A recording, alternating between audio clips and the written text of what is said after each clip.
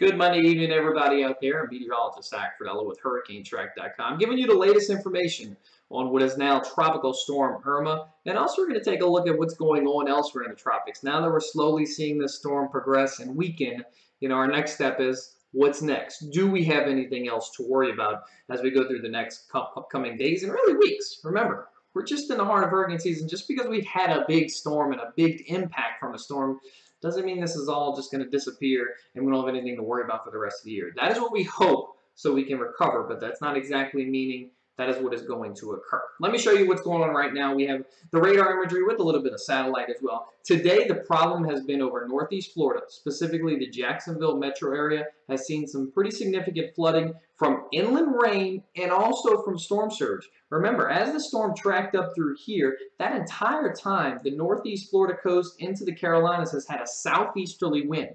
That has piled that water up right along the coast. Then overnight last night, what happened? Well, a storm tracked through here. Very heavy rain fell from Orlando up through Jacksonville and continued up and through the Carolinas. So then you're trying to drain that water out, but it can't go out into the Gulf because the water's getting piled up from the wind, from the persistent southeasterly wind. So you've seen what has happened. We've had storm surge / some inland flooding, and it's just kind of created a huge mess. And the St. Johns River in Jacksonville has spilled over its banks. Charleston is another location, and right now the heaviest rain is falling over South Carolina. Where this band of heavy rain is, that is where the worst issues are right now.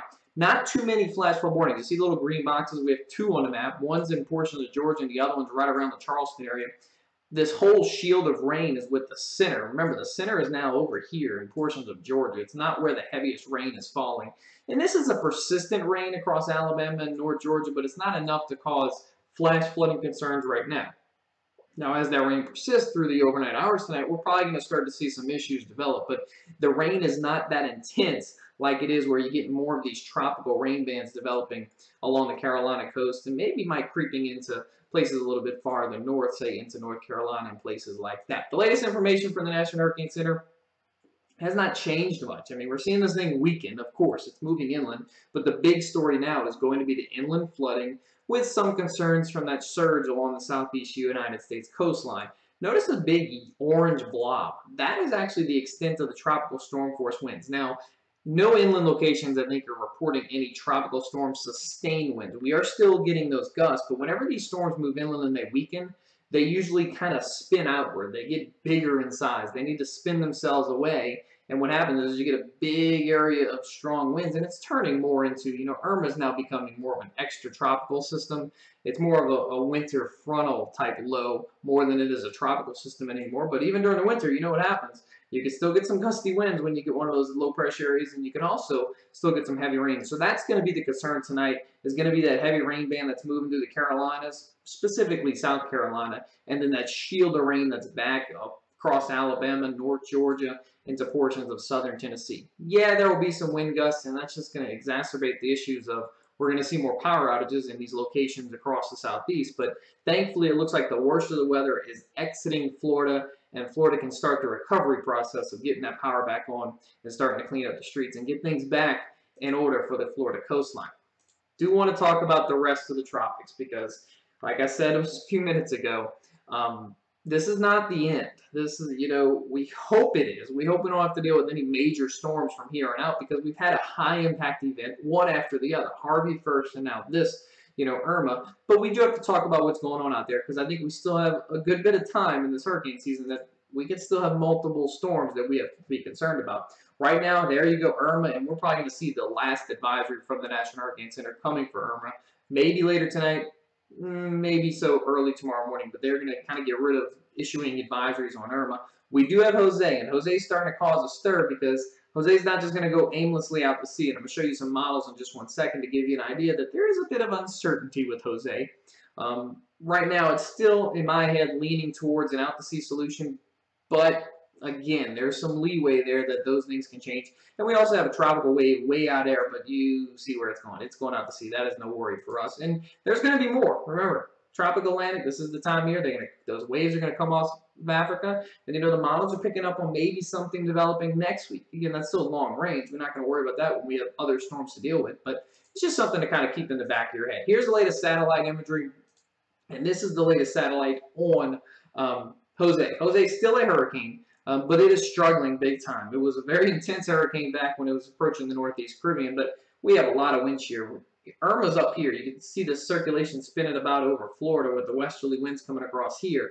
But here is Jose, and the shear from Irma is just blowing down on this thing, and that's what's causing such a disturbed look on satellite. Still has an obvious center of circulation that's got some vigorous thunderstorms. You can see the vigorous thunderstorms building up as we see the sunset, and you're getting a little bit of shadowing. But right now, this thing is not going to intensify much in the short term because it's going to fight that shear. The question is, where does it go? Because once Irma moves out the picture, could this storm, in fact, strengthen a little bit more? That's not out of the question because once Irma gets on over here and then kind of just weakens and heads on to the north, then the environment's probably going to get more favorable for the storm that's behind it, which would be Jose. Here's the latest track from the National Hurricane Center going up and around. We're getting one of these cyclonic loops here, and that's going to occur as we go throughout the week this week. And then once we get into this weekend, should be somewhere in this vicinity.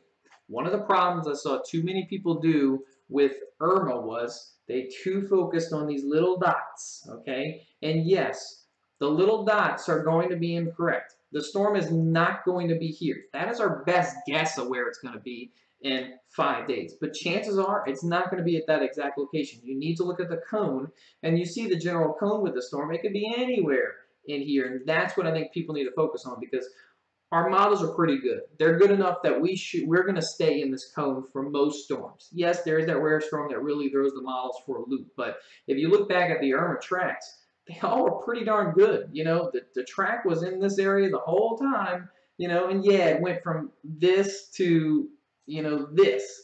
That's not that much of a difference. But in this grand scheme of things, you're talking about the state of Florida right in that little circle, right in that little gap where the thing changed, and which makes a big difference. But Florida's not that far long across. So that's one thing I want you to pay attention to is pay attention to the circle. The cone, as we call it. Don't pay so much attention to these middle dots that they're going to change with every single advisory. Now let's get into a little bit of the meteorology on this. Okay, we're going to see this loop. That's pretty certain.